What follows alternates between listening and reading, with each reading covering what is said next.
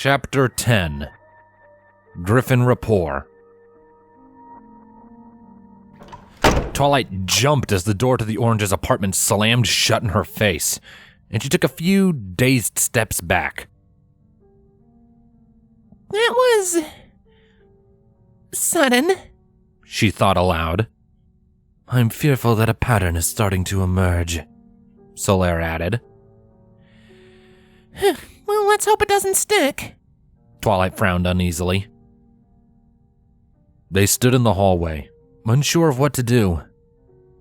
A second ticked by, followed by another.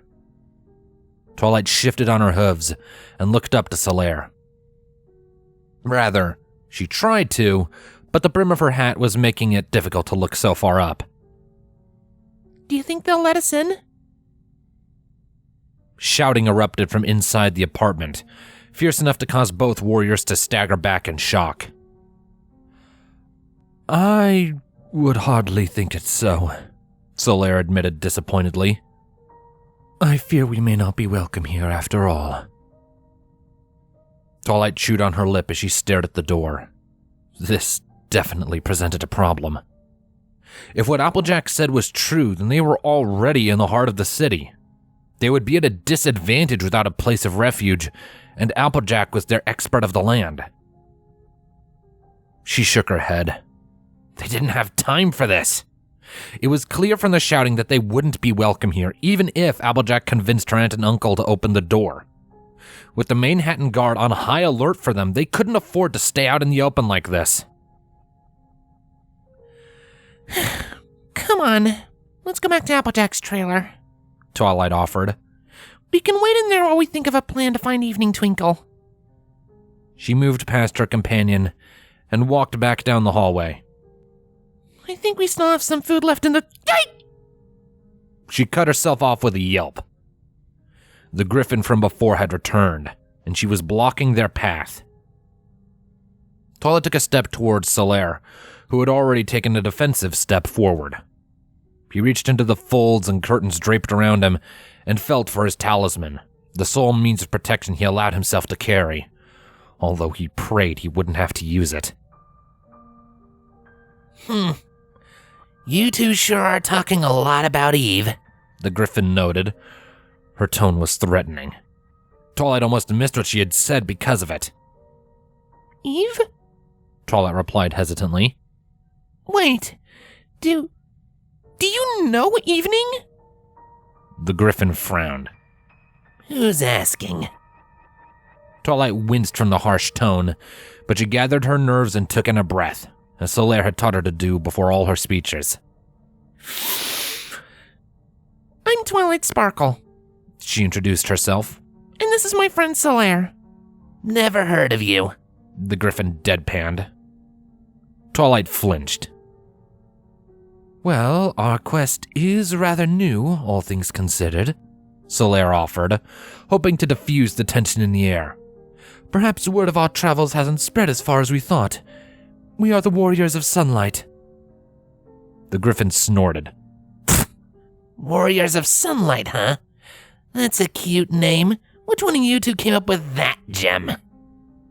Solaire frowned. It was becoming difficult to discern the point of this interrogation, whether it was curiosity or pure hostility on the Griffin's part.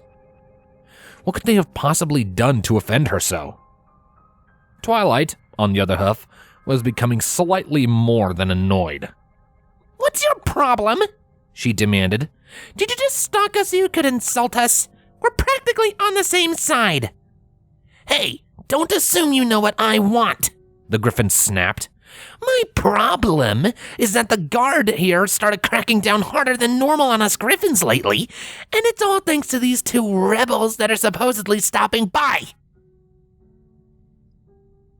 Twilight took a few more steps back as the Griffin advanced towards her. Solaire pulled out his talisman and prepared for the worst, but she only stopped a handbreadth from his summoner. He stood by Twilight, attempting to look as imposing as his camouflage would allow, but the Griffin didn't seem to pay him any mind. She reached out with a claw and flicked Twilight's hat off to get a better look, and the unicorn flinched away. And the next thing I know, 2 ponies and a giant are walking around town in the middle of a lockdown," the Griffin continued, "and one of them won't stop chattering about Eve. So all I want to know is what you want with her." We want her help, Twilight said sternly, but with a shake of her head, her meekness began to slowly creep back in. or to help her, I guess. We might have found a way to stop Nightmare Moon. For once, the Griffin didn't have a comeback to interrupt her. If there was any doubt in her mind before, Twilight knew she now had the Griffin's full attention. There's these artifacts, the elements of harmony, Twilight explained. All I know is that they were once used to banish Nightmare Moon from the beginning, but I haven't been able to find anything else on them. We were told Evening came to Manhattan looking for more information on them. That's why we're here, to help her find and use them against the princess. The Griffin looked over them with scrutinizing eyes. Twilight wondered what more she had to say to convince her that they were on the same side. "All right, if we're going to keep talking about this, it can't be out here," she huffed. "Too many loose ears. We'll take you to our hideout and continue the questions there." Her eyes narrowed. "And believe me, there will be a lot." We? Twilight blinked in confusion. The Griffin looked up and past the warriors. "Bag them up, let's get moving." Twilight barely had time to look up. 2 other Griffins fell from above, each armed with burlap sacks. She didn't have time to react, and her world was quickly plunged into darkness. The weight of a Griffin pinned her down. She couldn't resist. She couldn't breathe. She was starting to panic. She heard Solaire throw his weight and his assailant against the wall, resulting in a heavy thud. Surely he was strong enough to overpower this Griffin. He would be able to save her, right? "Are you crazy?" The first Griffin hissed. "If you keep making noises like that, someone's going to alert the guard. Now quit resisting and do as you're told." A claw pressed against the back of Twilight's neck and pushed her forward, and she took a few shaky steps. Solaire? She called out. "I'm here, Twilight." His lumbering steps followed after her voice. "Are you all right?" I'm fine. You? "Oh, quit your whining, you two," the first Griffin snapped. "We're not going to hurt either of you. We're just making sure our secret base stays a secret." You didn't have to jump us and shove potato sacks over our head, Twilight protested. Watch out for the stairs, A soft voice warned next to her. Twilight's steps became more cautious as she felt for the imminent drop of a step. The talons across her back suddenly didn't feel as forceful as she thought. They helped guide her as she blindly stumbled forward. But even with that small assurance, it did little to make her forget her situation. "Right. We're going to show 2 strangers the way to our hideout so they can rat us out to the guard once they have what they need," the first Griffin sneered. "Why, we would never stoop so low," Solaire's muffled voice protested behind Twilight. "We're practically on the same side. What have we to gain from such ill intentions?" "I don't know," the Griffin admitted. "but I'm not about to take that chance." Speaking of risks, are you sure this is a good idea, Gilda? The Griffin next to Twilight asked. There was a silence, filled only by the echoes of their footsteps as they continued down the stairwell. "No. The first Griffin admitted. Gilda, Twilight assumed. But if they're friends of Eve's, then maybe they might be able to help us." Twilight stumbled as she reached for a step that didn't exist. They must have been at the ground floor now. She heard a door open ahead of them, and the Griffin next to her gently pushed her forward. Wait, so Evening is with you? She asked as they took a sharp turn. Is she all right? Does she have a plan? "Will you calm down?" Gilda groaned. "It's complicated." What does that mean? Twilight pressed. "It means it's complicated." Gilda growled. This pony was really starting to get on her nerves. The group came to a halt, although the warriors could not discern why. Gilda stalked closer to Twilight and lowered her voice. Now listen. We're about to go outside. If you really are who you say you are, then I'm sure the guard would be real happy to find you, and I won't hesitate to drop the two of you if you draw any attention to us with all your talking. So shut up and follow our lead, or you'll have to find another way to get to Eve. Twilight promptly clamped her mouth shut and nodded, a gesture that was difficult to discern through the sack over her head. Gilda sighed in relief. One problem down, although the next would be far more complicated. She opened the door, glancing outside to ensure they were safe, and motioned for her companions to follow, and they entered the hostile streets of Manhattan once again.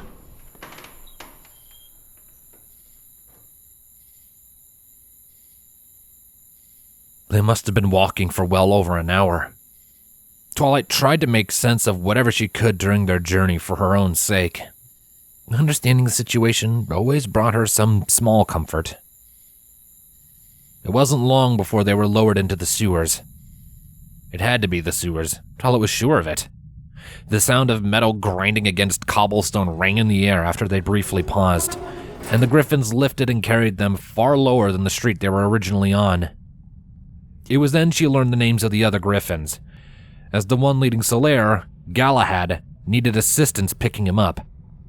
It was the Griffin carrying Twilight, Gertrude, that offered to help after setting her down far below.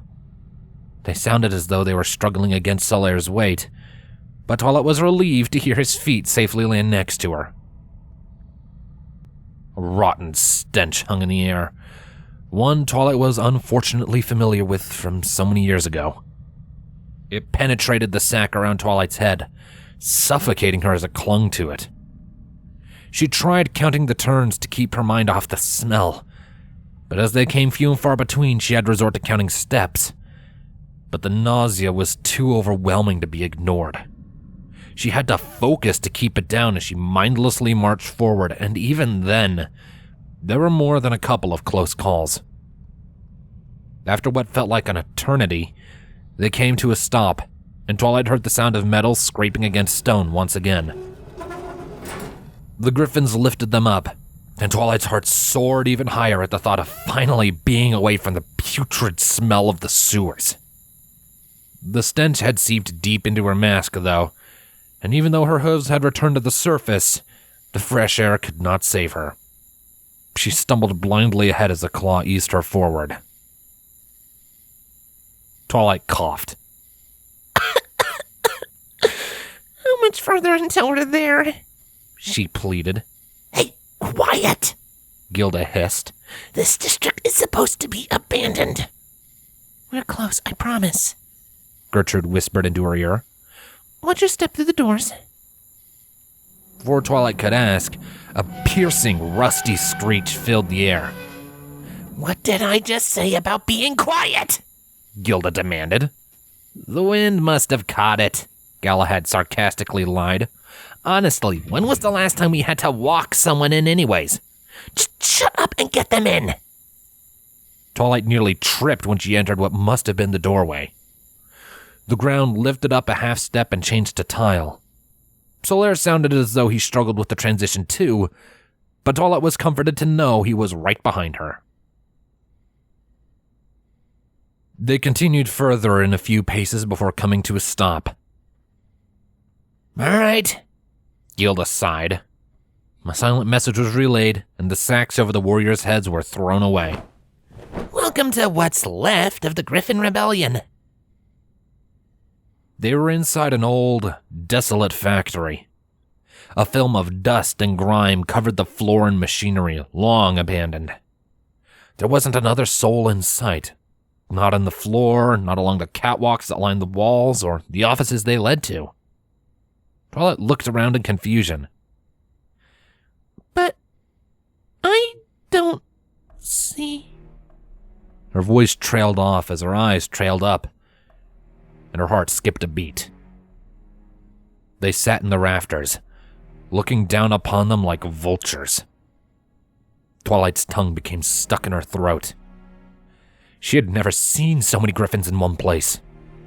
She had never seen a griffin at all until this night, and her lack of knowledge about them only made their hostile eyes all the more intimidating.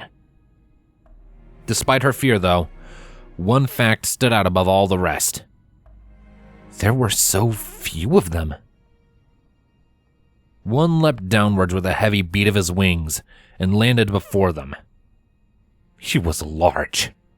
It took all of Twilight's will to not lose her nerve. He looked over the party with cold eyes and focused on Gilda. "I thought you were just going to be watching them," he growled. Ease off, Gratty, Gilda bit back. I know what I'm doing. She motioned for the group to follow her and tried to brush past the larger griffin, but he moved in the way, never taking his eyes off her. "You've been bringing a lot of ponies here," Grady accused. "Starting to make me think you've forgotten whose side you're on." I said ease off, Gilda snapped. If I had forgotten, I wouldn't have brought them here in the first place. They say they know how to beat their princess. Grady scoffed. "So did the last pony you brought in here. Where is she again?" Gilda growled through her clenched teeth. Up above, the Griffin onlookers leaned in as the aggression rose beneath them. Twilight found herself wondering if this was a common occurrence. One of the Griffins that had led the warriors here, Galahad, Twilight thought, put himself between the two and then pushed them apart. "All right, you two, that's enough squabbling," he chastised them both. "We're taking them to Evening's room," he told Grady in a stern voice. "They think they can help her." His tone didn't leave any room for compromise. Grady looked between them all and growled through his grinding teeth. "Fine," he spat, launching himself into the air with a beat of his wings. "Just don't come crying to me when they abandon you like the last one." He took off to the rafters, leaving the factory floor to the warriors and their escorts. Gilda led them to the old, rusted stairs on the other side. Twilight finally managed to build the courage to speak up when they reached the catwalk. What did he mean about us abandoning you like the last one? Twilight asked. How many other ponies have been here? Besides you, just one, Gilda deadpanned. Twilight's brow furrowed. Wait, but what about Evening? Even as she asked, she quickly realized her own answer. I thought you said she was here, she said incredulously. I said it was complicated, Gilda reminded her. Then why did you even bring us here in the first place? She demanded. They paused outside a door leading into the offices. The warrior stood defiantly on the other end, Twilight's eyes demanding answers before going any further. Gilda was quickly losing her patience, and Gertrude was quick to notice. She reached past her friends and pulled open the door. Because you might be able to help us find out where she went, she said sternly. Twilight eyed the open door skeptically. After a few stressful seconds passed, she took her first hesitant steps forward into the darkened room. She summoned a small light, used once upon a time for late-night readings, and pushed it ahead of her to chase away the darkness. Careful with that light, Galahad warned as he followed her. Don't want anybody outside thinking this place isn't abandoned. The others filed in one after the other. Gertrude left the door ajar to let in what little light could trickle in from the outside. Meanwhile, Twilight allowed her candlelight spell to drift around the room, and she took in as much detail as she could. Near the entrance sat an old office desk, stacked high with historical books, some of which were left open. Off in the corner rested a dingy mattress with some blankets, and at its feet was a smaller bed, made as though for a pet. A simple nightstand stood next to it, boasting a single scroll and an inkwell with a quill. The light drifted further back, and Twilight felt her blood run cold. Pages of the remaining few books of the Solar Age were stripped unceremoniously from their bindings and pinned to the far wall. Strands of red ribbon connected them as if to make a web. The pages themselves were annotated heavily, some of the markings bleeding into and obscuring the last copies of these scripts. It twisted Twilight's guts to think her idol could have treated them so poorly. We haven't touched a thing since she left, Gertrude continued. We never knew if she was coming back. And when it was clear that she wasn't, we still didn't, Gilda added. I knew she was working on a way to stop Nightmare Moon. Figured she had the plans for it lying around somewhere. But all this stuff does is talk about the elements of harmony. She heaved a sigh and shook her head. She was obsessed with them. They were all she would talk about. She kept trying to explain them to me, but pony magic always went over my head. I don't even think she knew what she was saying half the time either. Twilight took a few steps closer to the atrocious wall, trying to take all of the information in. Her mind couldn't comprehend it. Surely Evening Twinkle, the personal student of the princess, couldn't have been capable of this. We think Eve may have left a clue where she was going somewhere in her notes, Gertrude said, derailing Twilight's train of thought. A lot of the pages on the wall mention pony cities. Gilda's our residential equestria expert, Galahad said. She went to a flight school here when she was younger. We figured if anyone would know where to start looking, it would be her. Problem is, I've only ever really been to Cloudsdale, Gilda admitted. And I don't know a lot of other cities outside of that. Doesn't help that I don't know where to even start with that thing, she grumbled, motioning to the wall. We were hoping it would make more sense to a pony, Gertrude offered, stepping forward. A lot of it is magic talk about those elements. A little hard for us Griffins to really follow, she added meekly.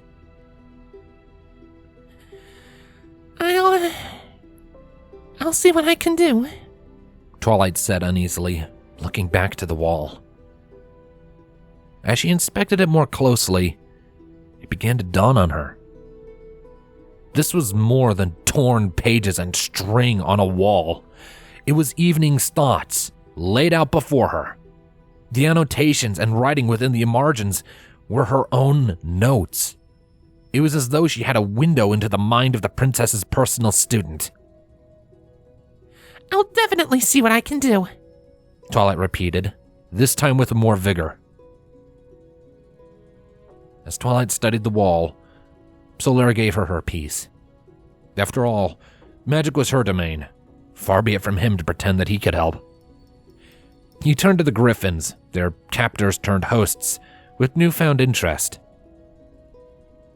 So tell me, how was it that Evening happened to be here? Solaire asked. By our reception, it must have been a unique circumstance that your compatriots allowed her to stay. Galahad and Gertrude glanced to Gilda, and she felt the attention drawing on her. She grumbled and looked to the side, but eventually she spoke. She saved my tail from the guard a while ago, Gilda admitted, almost painfully. I made a stupid mistake and got cornered by a bunch of them. Should have been done for. She huffed and shook her head, and Solaire noticed an almost respectful look in her eye. She was just a bystander. She grinned. More than that, she was a newbie to Manhattan. Probably only heard stories about us Griffins from the outside.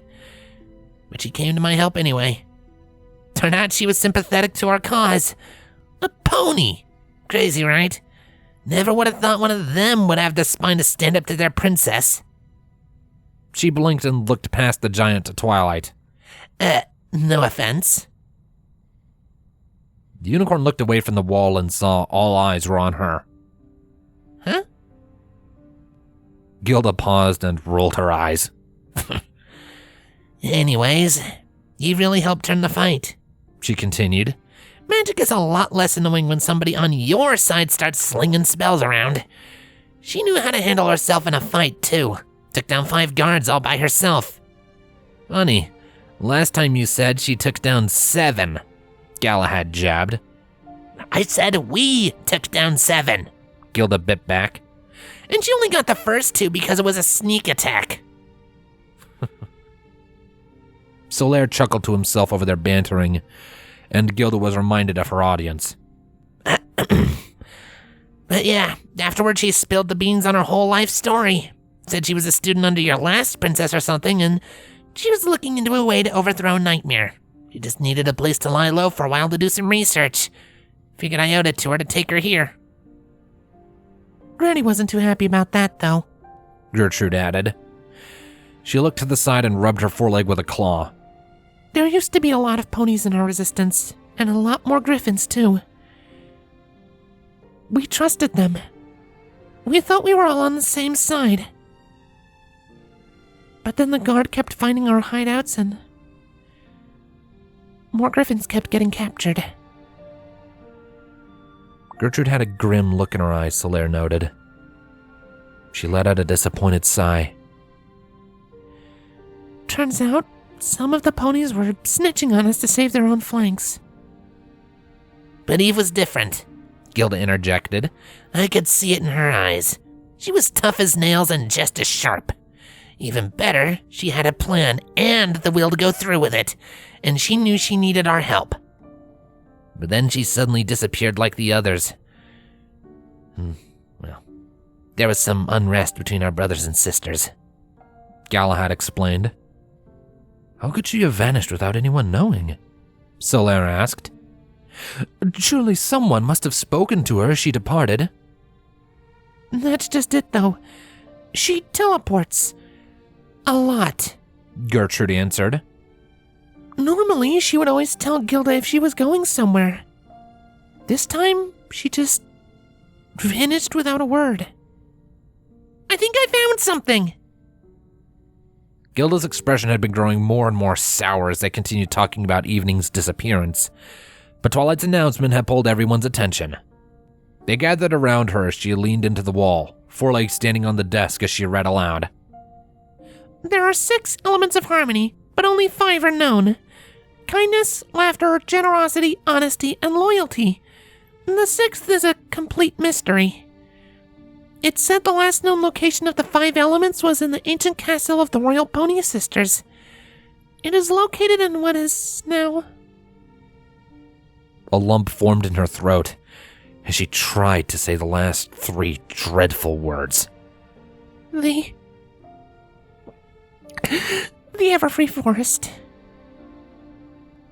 Solaire felt a heavy chill fall over the room. Even the Griffin seemed to freeze at the news. As worried glances were cast between eyes, he couldn't help but wonder what caused the sudden tension.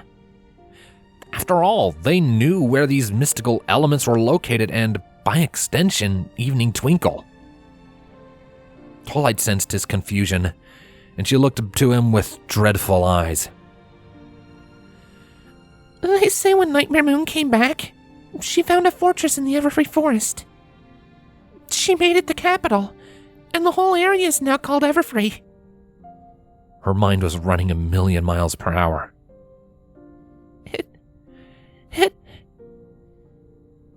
The ancient castle.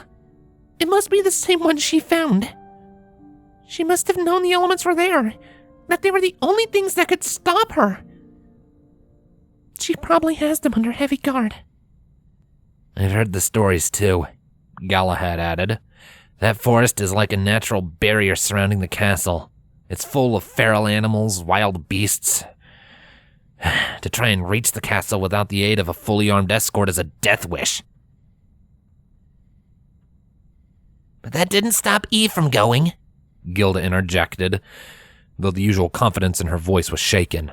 She was obsessed with them. If she found out where they were, she would have gone after them no matter the risk.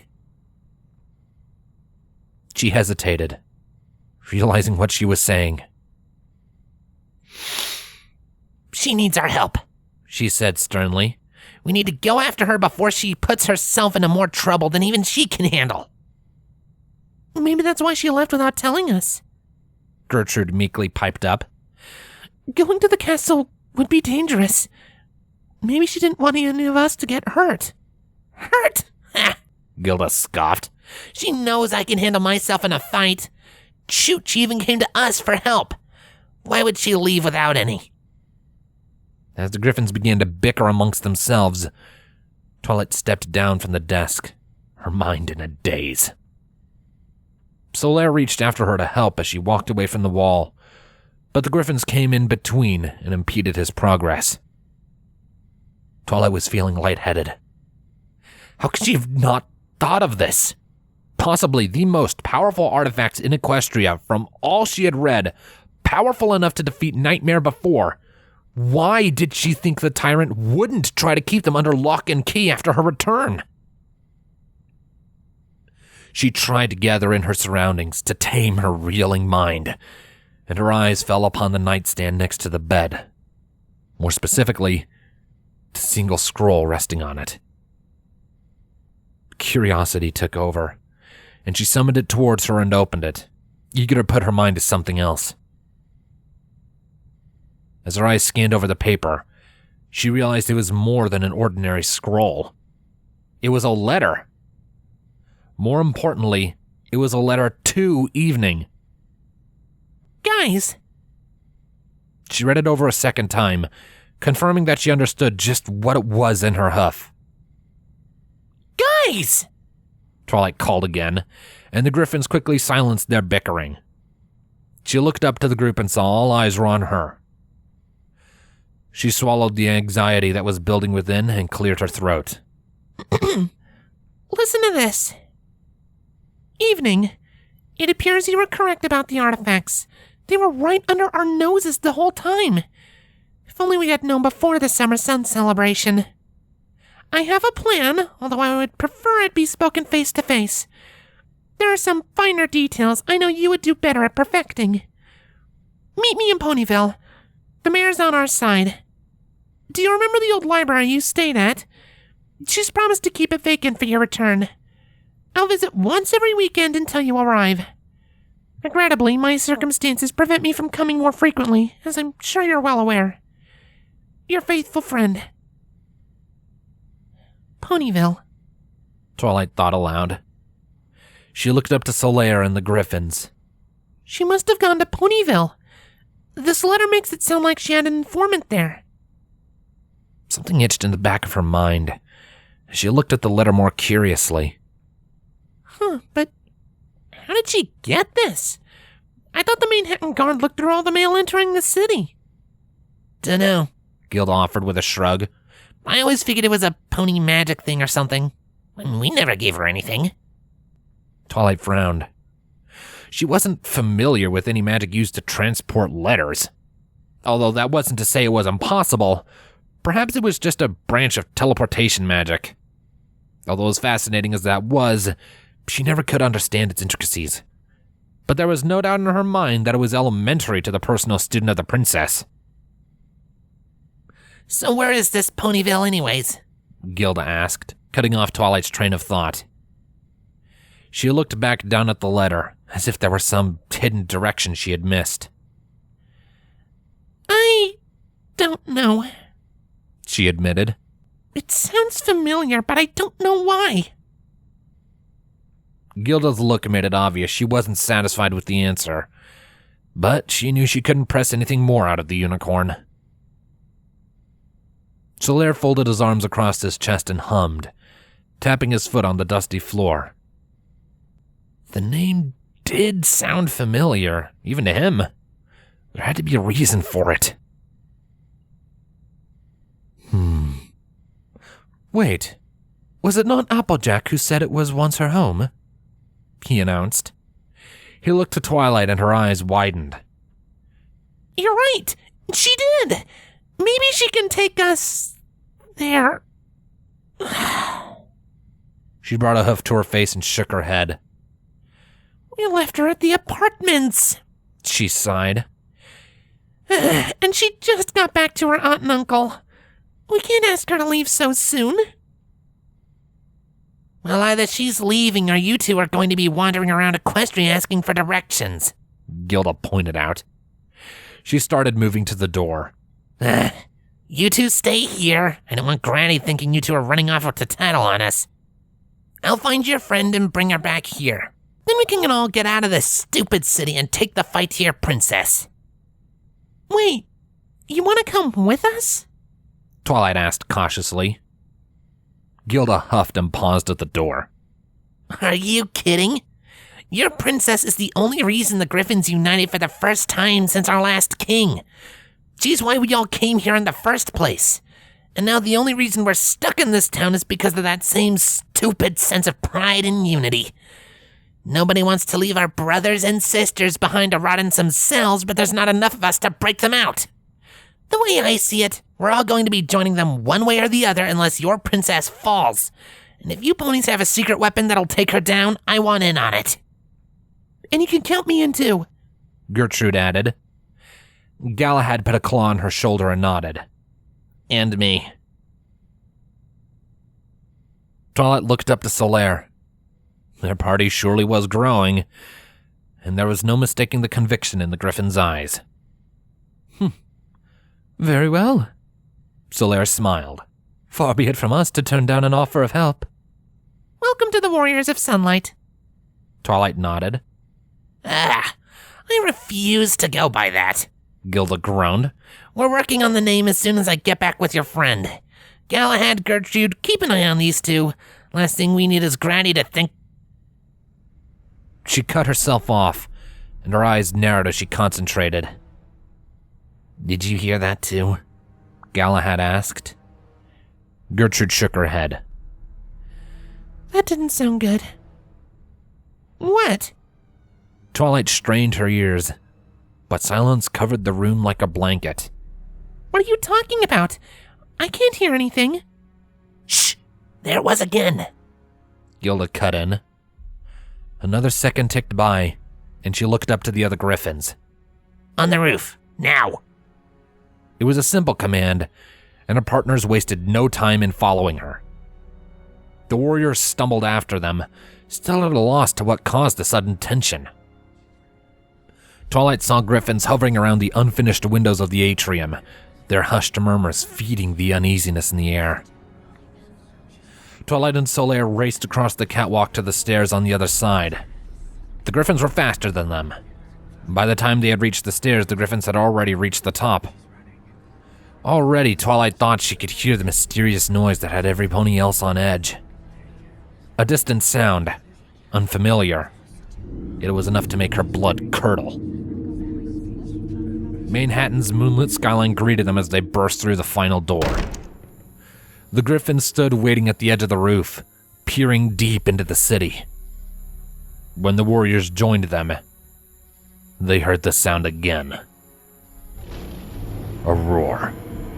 A sickening, horrible roar. Off in the distance, they saw a silhouette to match it. Twilight's mind was reeling. By the lords, Solaire breathed. He leaned forward, hoping a closer look would prove him wrong. Is that? A dragon, Gilda confirmed. Far away, an airship glowed in the light of the mare and the moon, like a knife in the sky. A voice from the ship carried a message just loud enough for the warriors to hear. A voice that made Twilight's guts wrench. A voice that made her want to turn and run and never look back. She hadn't heard it in years, yet it was all too familiar, like an old scar. She took a step back, her eyes pinned on the ship with dread.